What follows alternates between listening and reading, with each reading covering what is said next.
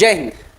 क्या है भारत और बांग्लादेश के बीच में ये मैत्री सेतु जो हाल ही में बहुत चर्चा का विषय बना हुआ है और इससे भारत और बांग्लादेश के संबंधों में क्या फायदा होगा, इसी के बारे में आज हम चर्चा करेंगे। और बहुत ज़्यादा महत्वपूर्ण मुद्दा है, एक प्रकार से भारत और पड़ोसी देशों के साथ द्विपक्षीय संबंधों को लेकर के। तो सीधी सी बात है कि देखिए, मैत्री हिंदी का शब्द, सेतु भी हिंदी का शब्द है। तो मैत्री का मतलब हो गया मित्रता और सेतु का मतलब हो गया पुल। और पुल हमेशा दो चीज़ों को, दो स्थलों को जोड़ता है। किसी जलखंड के ऊपर, नदी के ऊपर, किसी नहर के ऊपर कोई रास्ता अगर हम बना करके दो स्थल खंडों को जोड़ते हैं तो उसको सेतु कहते हैं। तो इसीलिए, क्योंकि ये सेतु हमारे बीच में एक मित्रता का संबंध बढ़ाने वाला है, तो इसीलिए इसका नाम मैत्री सेतु रखा है। तो आप देख सकते हैं कि इस तरीके का एक लंबा सा पुल बना रखा है जिसकी लंबाई लगभग 1.9 यानी कि 1.5 किलोमीटर है। लगभग 2 किलोमीटर ही आप समझ लीजिए। तो लगभग 2 किलोमीटर के आसपास का ये जो पुल है, 1.9 किलोमीटर का जो ये पुल है, ये पुल बांग्लादेश और भारत को जोड़ने वाला एक पुल है।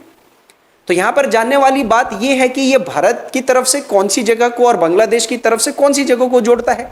और उसके साथ साथ ये पुल अगर बनाया तो किसी न किसी नदी के ऊपर तो बना होगा ना, ऐसे हवा में तो टांग नहीं दिया होगा। तो ये पुल कौन सी नदी के बीच में बना हुआ है और इससे फायदा क्या होने वाला है, ठीक है। तो देखिए, सबसे पहले हम इस पुल के बारे में समझते हैं इस मैप के माध्यम से। ये मैप जो कि पूरा का पूरा बांग्लादेश का नक्शा है और बांग्लादेश के इस नक्शे से जो भारत का सबसे नज़दीकी यहाँ पर जो राज्य है, यह है त्रिपुरा राज्य। तो ये त्रिपुरा राज्य है और आप यहाँ पर देख सकते हैं कि ये जो क्षेत्र है बांग्लादेश और त्रिपुरा के बीच में, यहाँ पर ये पुल बनाया गया है, ठीक है। ये पुल यहाँ पर बनाया गया है और ये पुल बांग्लादेश का जो सबसे इंपॉर्टेंट पोर्ट यानी बंदरगाह है, जो बांग्लादेश वैश्विक व्यापार के लिए जिस पोर्ट का इस्तेमाल करता है, वो चटगांव का पोर्ट है। और इस चटगांव को पोर्ट से मात्र 80 किलोमीटर की दूरी पर ये पुल है।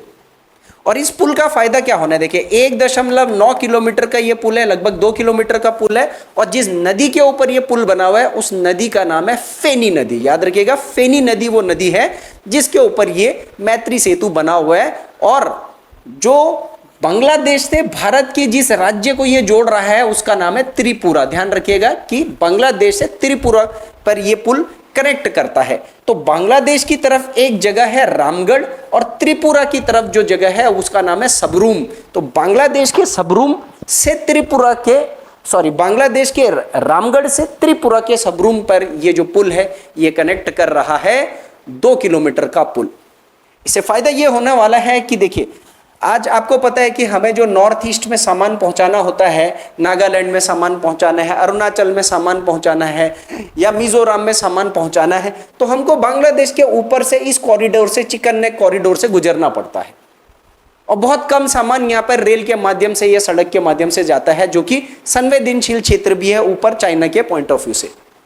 लेकिन यहाँ पर इंटरेस्टिंग चीज़ ये है कि हम यहाँ पर बड़े बड़े पानी के जहाज़ों से सबसे पहले बंगाल की खाड़ी से आराम से कलकत्ता से चटगांव तक बहुत ज़्यादा सामान ले जा सकते हैं। बहुत बड़ी मात्रा में नॉर्थ ईस्ट के लिए जो संसाधनों की आवश्यकता होती है इंडिया की तरफ से, उन संसाधनों को हम वहाँ पर ले जा सकते हैं। राशन ले जा सकते हैं और विनिर्माण की चीज़ें ले जा सकते हैं, कंस्ट्रक्शन की चीज़ें हम वहाँ ले जा सकते हैं, दवाइयाँ ले जा सकते हैं, स्वास्थ्य की सुविधाएं ले जा सकते हैं। तो इस तरीके से बहुत सारे प्रोडक्ट्स को हम पानी के जहाज से आराम से चटगांव के बंदरगाह तक ले जा सकते हैं।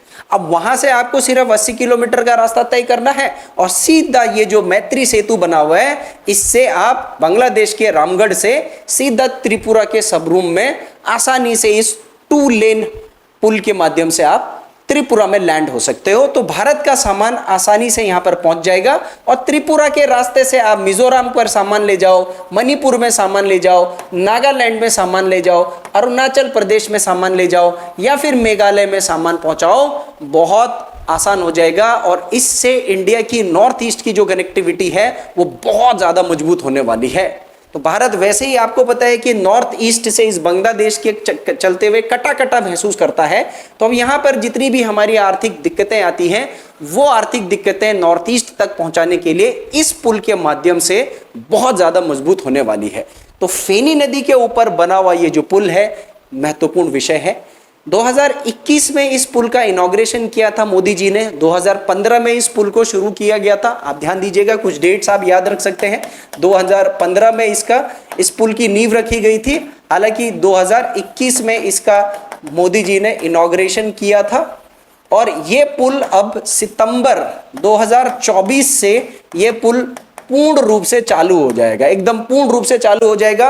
और इस पुल को बनाने में भारत की तरफ से 133 करोड़ रुपए का पैसा लगा है। मतलब पैसा भी तो हम ही लगेंगे ना भाई। सबसे बड़ी बात यह है कि दो देशों के बीच में पुल बन रहा है तो पैसा कौन लगा रहा होगा। अब बांग्लादेश की उतनी बड़ी स्थिति तो है नहीं ना, इस पुल से तो ज्यादा फायदा हम ही को होना है।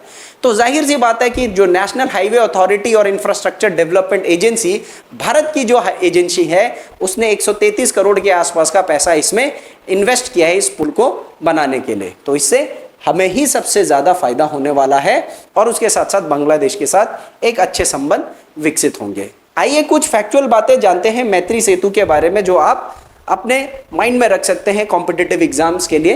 तो सबसे पहले आपको इस पुल की लंबाई याद रखनी है। तो जैसे कि मैंने बोला है कि ये लगभग 1.9 किलोमीटर का पुल है। और दूसरा आपको याद रखना है कि ये कौन सी नदी पर बना हुआ है, तो ये फेनी नदी पर बना हुआ है। ये भी बहुत इंपॉर्टेंट है भाई साहब कि ये जो फेनी नदी है, ये फेनी नदी किस किस के बीच में बहती है, तो बांग्लादेश और त्रिपुरा के बीच में बहती है। कभी कभी ऐसे जो रिवर्स हैं इसके बारे में भी क्वेश्चंस पुटअप किए जाते हैं। तीसरी इंपॉर्टेंट बात है कि इस पुल को बनाने में लगभग कितना पैसा लगा है, 133 करोड़ रुपए लगा है। और ये त्रिपुरा के सबरूम से बांग्लादेश के रामगढ़ में ये पुल जोड़ेगा।